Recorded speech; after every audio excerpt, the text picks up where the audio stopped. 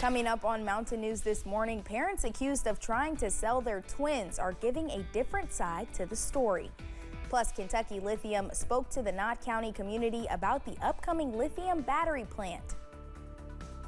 Dedicated to Eastern and Southern Kentucky, this is WYMT Mountain News this morning.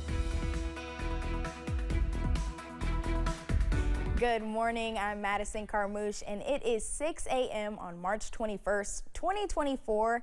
Let's check in with meteorologist Tim Drawbridge for a look at your forecast this morning. Good morning, Madison. Good morning, everyone. Definitely cooler than yesterday morning. We're now sitting at 32 outside our door here in Hazard. Weather headlines, oh, how nice yesterday afternoon was. We got into the lower 60s, a little bit above that average high of 60. The cold air settling across the region and will continue to do so. Means we're going to be about 8 to 10 degrees colder, especially from Jackson and Hazard points north heading to this afternoon.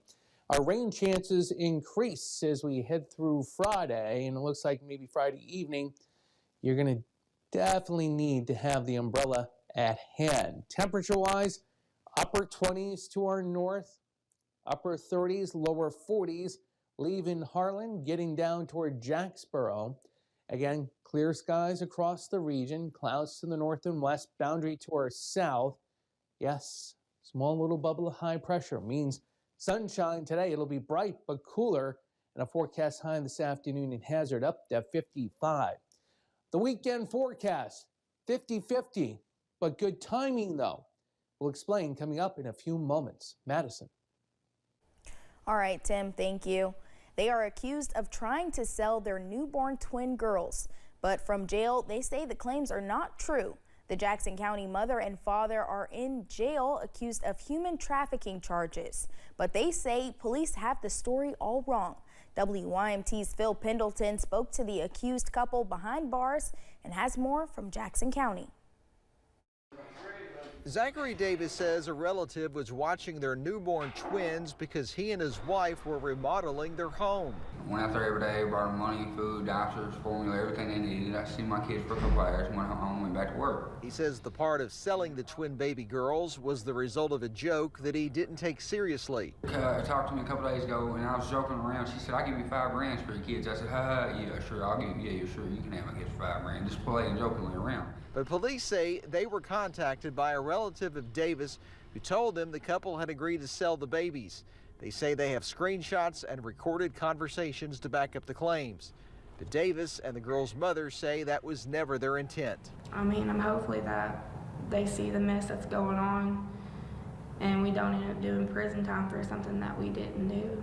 According to the Sheriff's Department citation, Zachary Davis said that his relatives actually manipulated him into giving them permission to watch the twins. Davis says the kids are his life and part of the efforts to clean up his life. I don't know, I'm just trying to get the word out there that this is all corrupt and I've had my kids stolen from me. This is really what it would come down to. They have took my kids from me. I have 5 kids. If I'm selling kids, I wouldn't have 5. I've watched kids my entire life. I've had kids with me or near me my entire life. I've always been responsible for somebody's kids. Police say social services took custody of the children to place them with others. In Jackson County, Phil Pendleton, WYMT Mountain News. Both remain in jail under $10,000 bond and will be in court Monday to answer to the charges. Yesterday, Middlesboro police put out an update involving the death of a toddler last July.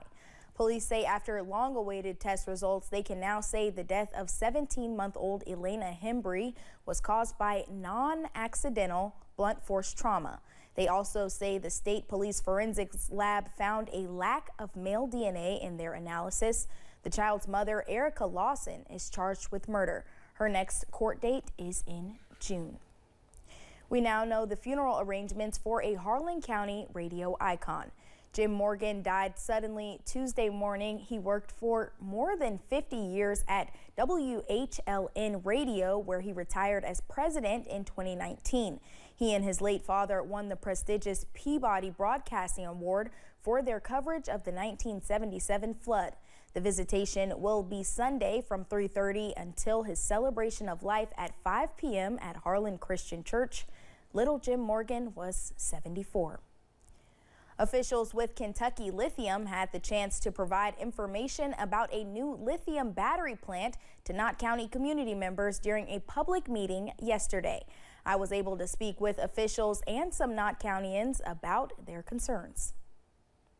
Knott County is working with companies like Kentucky Lithium to adjust the region's workforce. And the reason we chose to bring the project to Knott County is because this region, this area, the eastern part of the United States, we feel have the hardest working ethic there is.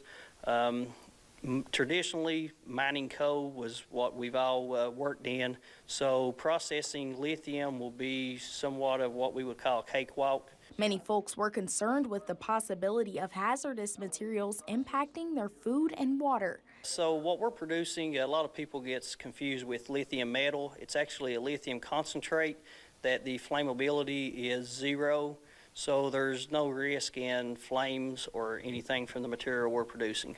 Kentucky Lithium officials say its process of reverse osmosis will help the county with water supply issues they battle each year. It would be a cleaner water that you would take back into your current water plants at a reduced cost and be able to further clean that at a reduced rate. Community members also expressed concerns about possible carcinogens contaminating the region. We are still evaluating that, but from the test that we have recently ran here in the last couple of months, we don't see any more carcinogens being released than any normal facility within the U.S. Knott Countyans agree they just want to make sure everything is done correctly. Officials with Kentucky Lithium say that if everything goes according to plan, they will be fully operational within 36 months in the Kite community of Knott County.